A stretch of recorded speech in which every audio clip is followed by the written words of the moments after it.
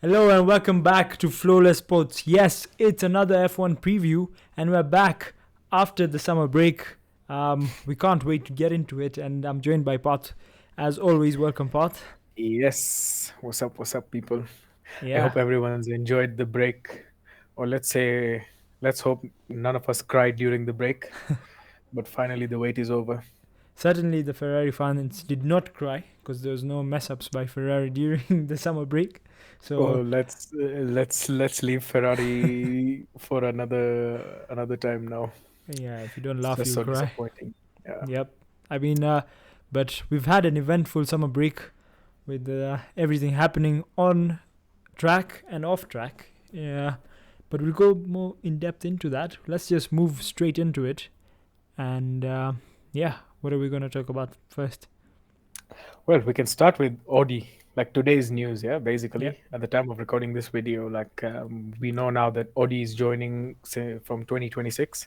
They're joining Formula One when the new engine regulations come into effect. So it'll be interesting to now look forward to which team they adopt into, because since they're going to be an engine supplier, I'm sure they're going to be on the grid as well.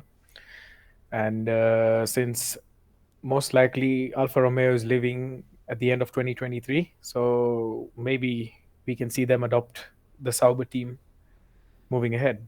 yeah, for sure. I mean, Audi is a big name in motorsport, multiple time winners in Le Mans. So Yes, it's a big name that's coming into Formula One. And they I are I quite think, historic yeah, and they've been in in motorsport. F1 before. So Yeah, it's not definitely their second. something Yeah. exciting and something to look forward to. It's always fun when the constructors and the grid changes up. We have some changes, so it can bring some shakeups for sure. Yeah, especially when we've been stuck with the likes of Ferrari and Mercedes for such a long while now. It'll spice Yeah, things up even. You never know. yeah, for sure. I mean, we Yeah. expected, well, we thought that would happen with Aston Martin, but it's Yes. not worked out really. They're Not sitting really. dead bottom. But, anyways, we can then move on to what happened previously. And next up, we have what was the talk of the town this summer on Twitter, on pretty much all platforms, all drivers getting involved, ex drivers. Yeah, it's the Yeah, driver F1 lineup. silly season. Yeah. Yeah, I mean, it's kicked in and it started with a bang. Like, I think the first domino was Seb announcing his retirement. And then yeah, after that, it was just one after the other. So even in interviews from Alonso, he was asked like how was he approached and how quickly it went. He said that as soon as Sebastian announced his retirement, he was called by Aston Martin and he talked with them literally just one weekend. Friday, Saturday they discussed terms, and Sunday he signed the thing and agreed to it. Like it was that close. So I mean, it was always uncertain that Alpine was also playing him because they have Piastri in the background, yeah, who is a very promising driver as well. So I mean, they had to weigh their options as well. So he was like he wouldn't blame Alpine as well. yeah, And we all know it's a multi-year contract at Aston Martin. So basically, he's there for a couple of years at least. So win-win for Alonso, and also for Alpine. I think if they keep Piastri, it's a win. But now that Piastri has already said he's not driving for them, I really don't know how Alpine are going to come out as winners in this. yeah, for sure. I mean, as we've as it all went down with Sebastian announcing his retirement, and within like the next week, we had one after the other. We had Alonso leaving Alpine, which no one expected, as you said, how quick it happened, and then we had all the stuff surrounding Piastri and him tweeting out that even though Alpine announced it on their Twitter, and then he tweeted out that Yes. he'll not be racing. So yeah, for sure. I mean, if we talk about the other teams on the grid, we also have Alfa Romeo, who are not too sure with the Guangzhou not yet announced. Yeah, but for Joe, it looks most likely that he's going to retain his seat. Like, I mean, for a rookie, he's performed so nicely. Yeah, I mean, the performances he's put in and the times he didn't, it was bad luck. So he's been consistent, and I Yeah, for think we sure. can say the same for Yuki for Alpha Tauri. Yeah, So Alpha Tauri and Alfa Romeo more likely even have both drivers confirmed. You see, because both the drivers are performing, and there's no reason to change. Yeah, Bottas and Pierre Gasly just Yeah. had a brain moment, but yeah, Bottas and Pierre Gasly just at the top over there, being the leaders of those two teams, and yeah, so I think those two teams, although it's not confirmed, we expect it to stay like that. Um, Yes. if we move on to Williams, even though on the graphic you can see there's a question mark, Alex Albon is pretty much it. It is confirmed actually, and he's Yeah. there for next season. And the second seat, we expect Nicholas Latifi, the goat, to be leaving the sport, Yeah. probably. So it'll be a sad day when it does happen, but it's been a long time coming, I feel. Yeah, I mean, it's. I don't think it's worked out for him. Every driver that has come with Latifi, like George Russell, outclassed him, and maybe some thought, okay, Albon's quality is undoubted, so we knew that he would outclass him. But the way Albon is outdoing him, and it just shows that Latifi and Williams both need a change of environment. And Williams also, for them, look at the driver market. Ricardo left McLaren, yeah. Yeah, So so in Ricardo they have a top talent, and it was no secret Williams was interested in Bottas, but Bottas chose Alfa Romeo, so they were looking for a experienced driver. And in the case of Latifi, I mean, his days are just done now. There's no growth anywhere.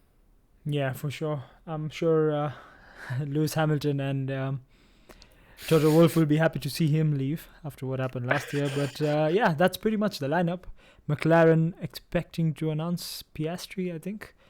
Although it's not Yeah, pretty sure, but I saw an interview with Lando Norris today, and then the the reporter was like, "Are you excited to drive with Piastri?" And he was like, "Oh, it's announced," and it's not like, yeah. yeah, Maybe next week we should get an announcement, and most likely, I mean, everyone will be shocked if it's not Piastri at this stage. Yeah, look at the ruckus it's created in the F1 driver market. Yeah. And with that obvious announcement of Piastri, I also expect Alpine to snap Daniel Ricciardo up instantly. I mean, if that doesn't happen, that's a massive loss on Alpine's part. yeah, 100%. I mean, now that we can expect an exciting next few months in terms of the driver changes, For but sure. we can move on to the stuff that happened on the track. And last time round, we had the Hungarian GP. Um, I'm not gonna say anything. You can just go ahead. Oh yeah, it was a very eventful race. Yeah, I remember George Russell put it on pole position, Yeah, and it was amazing, an amazing lap for him. So I mean, we always knew he was not going to hold on to the lead, and no one expected Ferrari to do Charles and Carlos in a way that bad. At least Carlos limited the damage. But I think we expected it. no, I mean, it's so many times in a row is just shocking. And really, I mean, I Yeah, hope this summer break has brought a reset about for them, and they are gonna improve things. But if not, it's really looking bad for Leclerc. He sounded positive in recent interviews, like he was really up about it. That 9 races remain, and he's gonna give it all. But he's 80 points behind, and his team needs to really step up. yeah. I mean, as we can see in the drivers' standings, the gaps looking close over there with between Yeah. obviously Max at 258 is quite ahead, but we have Charles on 178, Sergio on 173, Russell on 158, Sainz on 156, and Hamilton with 5 podiums in a row. He's on 146. So with the bad start they had, he's caught up. Yeah, I mean, even in that race, if you look at it, George Russell and Lewis Hamilton finishing the podium, like Max Verstappen won the race. And from Max's perspective, that was a mega job he did. I mean, Yeah, coming from all the way down there, and then I think almost lap two, he was fifth already. yeah, spinning on So spinning on track. yeah, he was insanely quick, Max. So I mean, it was good from him. He took the lead even further, and Charles moving to sixth, I think, really quashed his hopes that day. And when we look at Russell and Sainz now, it's really close between them. But then that day, since they finished second and third Mercedes, Sainz lost out. He was fourth, close, but the few points there are. So that would be an interesting battle to see who really takes that position. Would it be George Russell or Carlos Sainz, or would it even be Lewis Hamilton coming towards the end of the season now? What if they just spin in those podiums race after race? So Yeah. Hungarian race really showed us that things can open up. Like if you mess up on the front end, your car pace will not dictate that you'll win every race. You need to give in your strategy, your everything 100% in order to complete the weekend and get the points. Yeah, for sure. And it's an exciting end we have in terms of who will finish 2, 3, 4, and 5. Because I think pretty much we can accept that Max Verstappen is going to be a two-time champion unless something Yeah, drastic happens. But if we move down further into the table, also we have Esteban Ocon, Valtteri Bottas, Fernando Alonso also quite close on points. Although Ocon is quite ahead, and ahead of him is also Lando Norris. I did miss him out because he's quite ahead in terms of his points. But yeah, I mean, if you compare while looking at these standings, if you look at Lando Norris on 76 and Daniel yeah. Ricciardo on 19 points only, um, yeah, I mean, I don't It's blame it's McLaren. it's really sad to see. No, I feel they really failed him. Like Yeah, you see, if I fail to understand how they would not be able to extract the potential that Ricardo has. Ricardo was a Red Bull, he was a race winner. He went to Alpine. First season was down. That's fine. Second season, he smashed it for Alpine. Like no one expected those performances, but he was quick and he was consistent. So I mean, coming to McLaren, seeing that it's very disappointing. And that's yeah, on the team, not on the driver. I don't think Daniel's changed in 1 year. It's I think something's wrong with McLaren in yeah. I general. mean, I'm sure there's going to be a lot of pointing fingers going on, but it looked like a Yep. pretty um, mutual agreement at the end. Pretty Um, messy but mutual, yeah. yeah, I mean but Ricardo as well. He didn't sound so angry, but he just felt bad about it. So I mean, yeah, it's understandable. yeah, we can move on now onto this weekend and Spa. We missed out last year with the rain. We only got the qualifying, which was even just a few laps. We had George Russell putting it in second place with his Williams. But yeah, the race was called off, and now this time around it's still raining, but the talk is all the penalties going on, and pretty much the whole grid, not the whole grid, but a lot of the grid is Most gonna of be the taking drivers, penalties. yes. Yeah, You see, okay, starting from Spa, I mean, this track is just so exciting this time around because of the track layout changes yeah, they've made. Like after turn two, before the runoff area that was there, it's all gravel now. So if you go off, it's basically you can either get beached or you're going to damage your car or your tires are going to face it. So it really brings in a perspective from the driver's point of view. They can no longer send it now and just say that we'll go wide on turn one. So tomorrow's race start, that's going to be crucial. Someone is going to end up on that gravel. Then when we go to Eau Rouge, I believe they made changes to that section as well. They have in line of safety concerns. What we saw last year, Lando had a pretty bad accident as well, and so now they've just increased the run of space more even. So let's yeah, see if this time we'll see any serious accidents or not. yeah. I But think aside the from that, yeah, drivers. Sorry. it's all fine. Yeah, I think the drivers will be taking Aruj more aggressively with the runoff area now, and especially first turn being they'll be more cautious. So, yeah, I think See, Aruj I will mean, be interesting. yeah, before even they were aggressive, but before it was always that lingering fear in their heads that they had to just watch it a little. Now, okay, I saw some of the onboards of the drivers, they were sending it literally the Yeah, same way. Only thing is that now they know that they have that extra room to breathe. yeah. I mean, Yeah. so we in terms of penalties, we mentioned we have Charles Leclerc starting at the back of the grid. We have Max Verstappen starting at the back of the grid. So that's already the two main title contenders who will be taking penalties for this track. Yeah, so like I mean, if we look at Charles initially, I think he needs a gearbox change, and he needs also one of the components called an MG UK, I think, on his car. So that is a five and a five place already. So that's 10 place grid drop for him. And I mean, if they're taking 10 places, Ferrari know that it's best to just also take out the parts and go back down completely, start at the back. Yeah, So hence, it's a no brainer that he's starting in the back as well. And same goes for Max Verstappen. And similar for other teams as well. Everyone wants to, change parts this week. Next week, engine regulations are freezing. They're going to be homologated. So until 2026, I think they cannot change anything. So all the reliability and additional upgrades and stuff have to come in at this time. So whatever it is, and remember, they cannot also upgrade performance wise. They can only upgrade them if they are bringing in more reliability.